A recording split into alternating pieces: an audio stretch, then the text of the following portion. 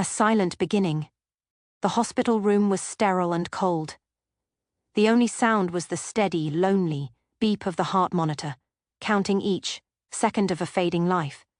He thought, why did the silence feel louder than the machine itself in the bed? An old man named Arthur lay perfectly still. His eyes were closed, and to the world, he looked asleep or already gone. But he wasn't. He felt the air move, and he knew he was still there. Beside him stood his children, Leo and Sarah. They did not hold his hand or cry. They argued in quiet, urgent whispers, and Arthur heard every word as their greedy words cut through the cold air. Arthur's mind slowly drifted away from the hospital room. He felt the past pulling him back, soft but strong. He remembered the warm smell of sawdust in his small workshop. He remembered tiny hands holding his fingers, trusting him without fear. He remembered teaching Leo to ride a bicycle, running behind him until his back ached. Arthur thought those moments were forever. He whispered to himself that those days were real. His thoughts moved gently to long nights and heavy silence. He remembered working late, his hands rough and cracked from years of labor. He remembered counting money at the kitchen table, tired but hopeful. Every coin was for his children, never for himself. He remembered paying for Sarah's university, books, smiling even when his wallet felt empty. He knew he was proud. Even when life was hard, he felt that his sacrifices were worth it. A sharp whisper cut through the air and pulled him back to the room. Arthur had given them everything he had. He thought his love was enough to build good people.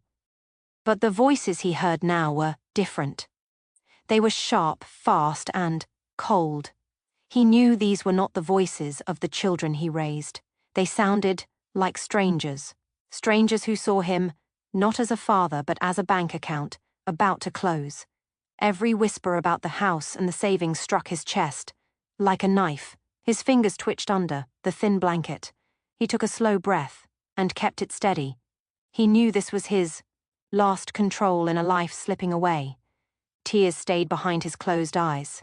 He felt a deep loneliness, the kind that lives quietly when family stands near, yet feels very far away. The whispers, when family turns cold, grew louder, and the words became sharp and clear. Arthur heard Leo shift beside the bed.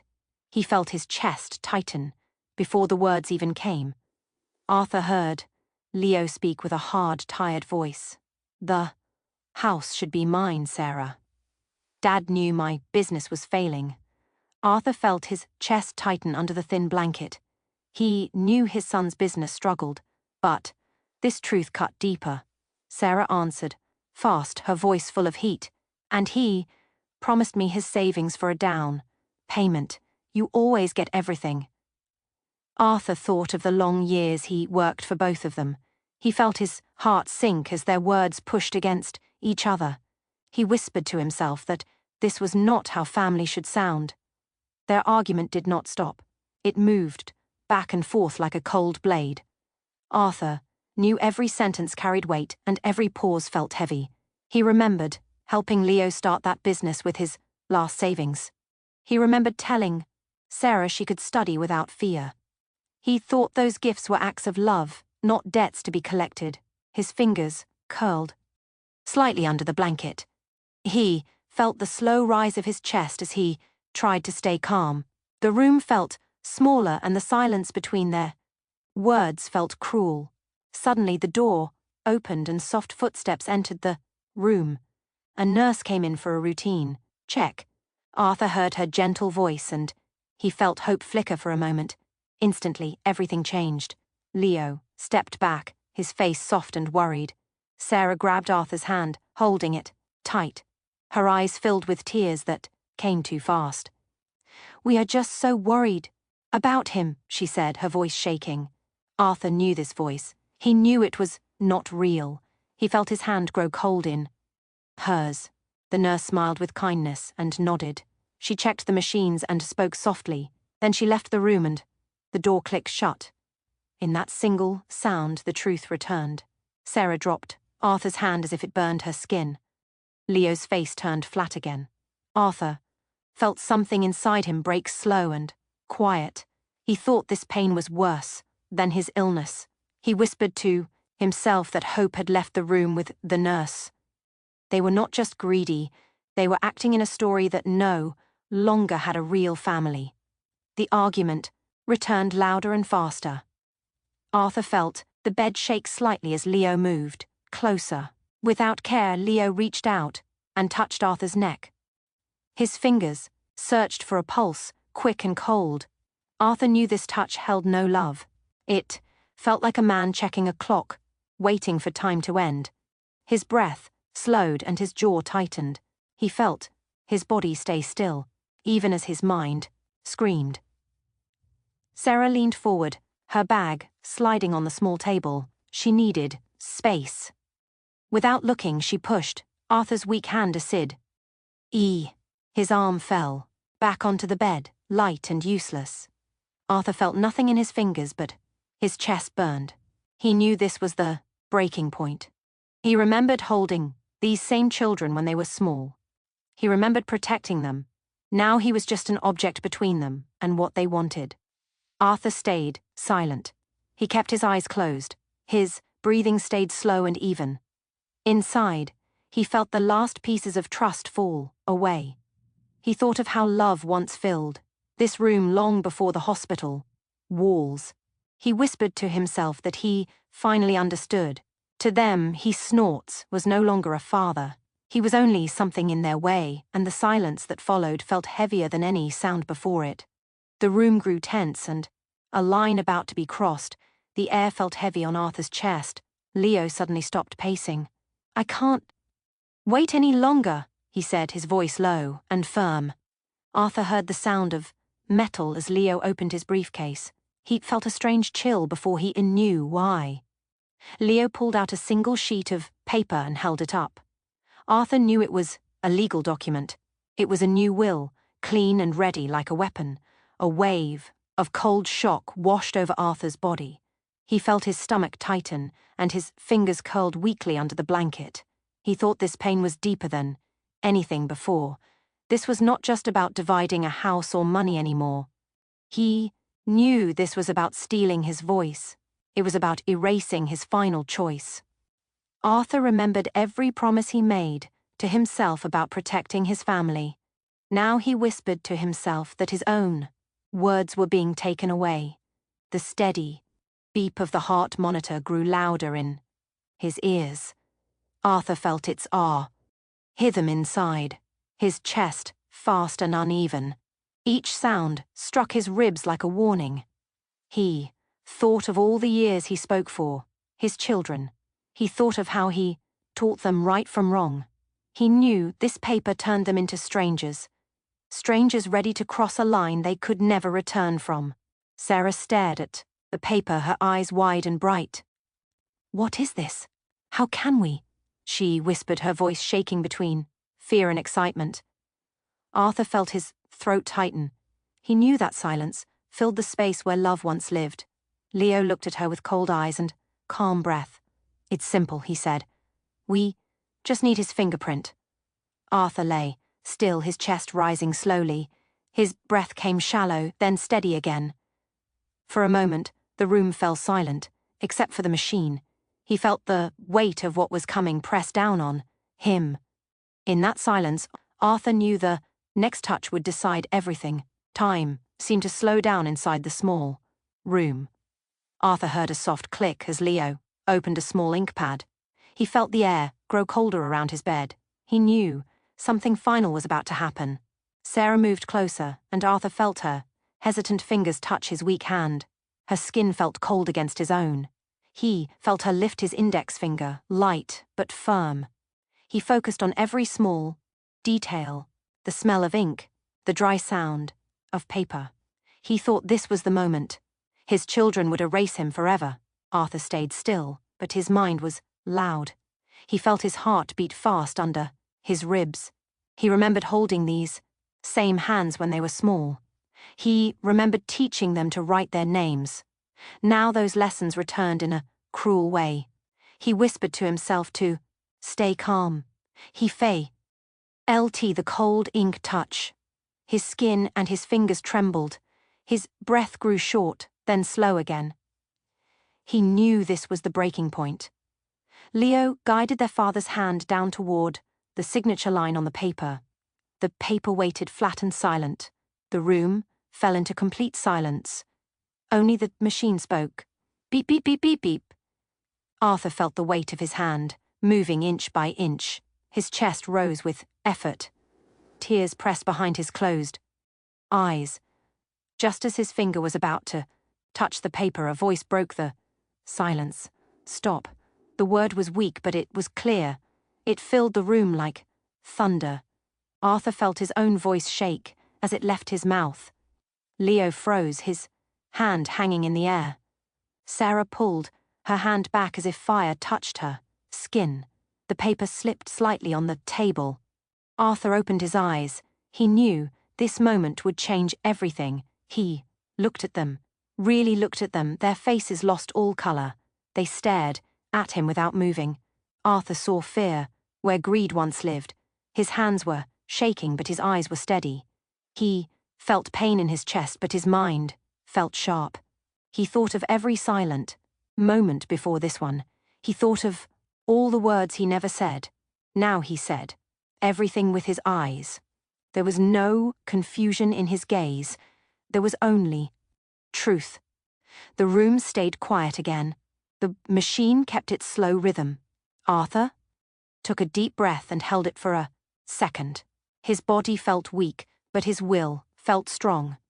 He knew he had crossed a line they could not pull him back from. In that silence, Arthur whispered to himself that he was still here. And this time, he would not be silent anymore. The truth they didn't expect. The room stayed frozen after Arthur spoke. Leo and Sarah did not move or speak. Arthur felt the weight of their silence press on his chest. He took a slow breath, deep and careful. His voice came out weak but steady. I heard everything, he said softly. He knew every word mattered now. Every word about the house, every whisper about the money and this paper. Arthur felt his throat tighten, but he did not stop. He thought of all the nights he stayed, quiet, and he knew this was the moment to speak.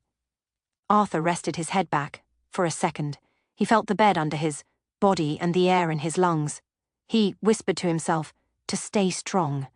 Then he opened his eyes again and looked at them. You were worried you were too late, he continued. You were. Arthur saw their faces stiffen. He knew the truth was landing hard. My lawyer visited me last week. He paused, letting the words sink into the room. The machine beeped slowly beside him. I signed a new will, he said, a real one. Arthur turned his eyes toward the window where pale light touched the wall. He remembered the children he once raised. He remembered believing love was enough. The house, the savings, everything, he said quietly.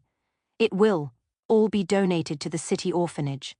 His hands were shaking under the blanket, but his voice stayed calm. I chose to leave my legacy to children who have nothing. He took a small breath.